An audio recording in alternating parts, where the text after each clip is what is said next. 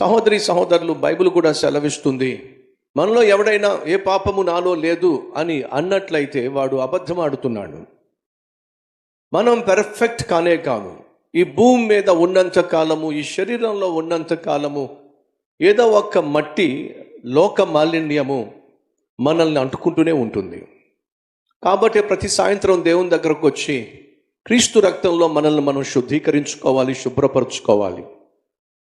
మీరు మురికిలో దొరలకపోవచ్చు, మురికిలో మట్టిలో ఆడకపోవచ్చు, కానీ ఎంత ఎయిర్ కండిషన్ రూమ్లో మీరు ఉద్యోగం చేస్తున్నా సరే, సాయంత్రం అయ్యేసరికి మీ దగ్గర చెమట కంపు కొడుతుంది, చెమట వాసన వస్తుంది.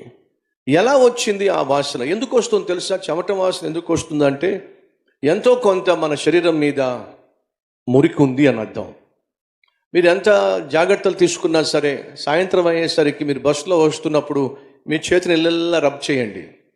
అలా రబ్ చేస్తే మీకు తెలియకుండానే మన శరీరాన్ని అంటుకున్నటువంటి దుమ్ము కాస్త ఉండలు ఉండలుగా కనిపిస్తుంది. లేదా ఇలా అనండి, ఒకసారి గోరుతో ఇలా అనండి. ఆ గోరులో ఏం కనిపిస్తుంది చెప్పండి? వెన్న కనిపిస్తుందా? పెరుగు కనిపిస్తుందా? ఆ నల్లగా వచ్చినటువంటి ఆ మట్టి ఎక్కడి నుంచి వచ్చింది? మీరు ఏమైనా పాముకున్నారా? మీరు ఏమీ పాముకోలా. అయినా సరే మీకు తెలియకుండానే లోకంలో ఎంతో కాలుష్యం ఉంది. ఆ కాలుష్యం మనకు తెలియకుండానే అంటుకుంటుంది. సహోదరి సహోదరులు, ఆధ్యాత్మిక జీవితంలో కూడా నువ్వు డైరెక్ట్గా పాపం చేయకపోయినా ఎంతో కొంత ఈ లోకంలో ఉన్న మాలిన్యము నీకు అంటుకుంటుంది. సాయంత్రం అయ్యేసరికి ఏం చేస్తాం? ఇంటికి వచ్చి స్నానం చేస్తాం. ఎందుకు స్నానం చేస్తున్నావు? మురికిలో నువ్వు దొరికావు కాబట్టి? కానే కాదు. మరి ఎందుకు స్నానం చేస్తున్నావు? నీకు తెలిసిపోతుంది. ఏమిటయా అంటే చిరాకుగా ఉంటుంది. ఎందుకు ఆ చిరాకు వచ్చింది? చెమట వల్ల చిరాకు వచ్చింది.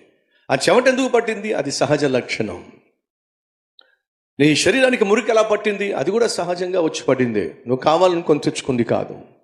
కాబట్టి ప్రతిరోజు నువ్వు స్నానం చేస్తున్నావు. అలాగే ఈ లోకంలో ఉన్న మాలిన్యం కూడా మనకు తెలియకుండా ఆయా సందర్భాల్లో మనకు అంటుకుంటూనే ఉంటుంది.